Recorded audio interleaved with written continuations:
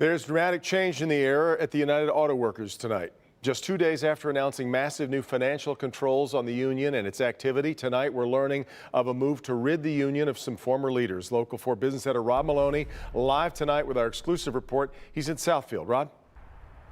Devin, it was 2 weeks ago tomorrow that the UAW Executive Board basically told Gary Jones that he needed to step aside. They put him on leave with pay. But now, Local 4 News has learned that there is a move afoot within the executive board to not only make his leave permanent, but also they want to make it permanent for Vance Pearson, Gary Jones' right-hand man. And to do that, they intend to use the UAW Constitution and a thing called Article 30. We'll not soon forget these images. Federal agents in and out of UAW President Gary Jones' Canton home, collecting evidence, counting cash on the garage floor. At the same time that this raid happened, the feds went through UAW Region 5 Director Vance Pearson's St. Louis home and office. A week later, the feds indicted Pearson on embezzlement charges. And before getting put on leave, Jones and Pearson sat on the UAW Executive Board. Well, now it is the Executive Board they left behind moving on them, looking to kick them out of the union.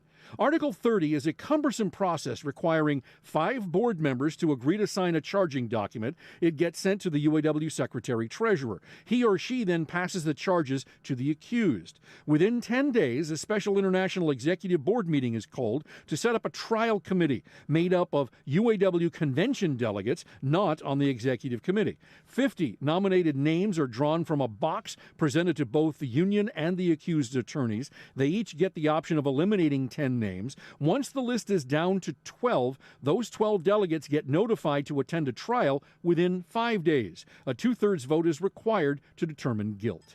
Wayne State University business professor Dr. Marek Masters calls this move historic. This is an extraordinary step. It is very unusual in the history of the United Auto Workers to have anyone on the executive board removed. So this would be very much precedent-setting. Now, within the body of that trial, another vote is vitally important in terms of the number of votes for a conviction. If it's just a simple majority, that means there can only be a reprimand for the people who are being accused. But if it's a 2/3 majority, then there can be an expulsion. Obviously, that's what they're looking for here. And again, it's all laid out here in the Constitution. Back to you. Well, Rod, are we hearing anything from union leadership yet about this development?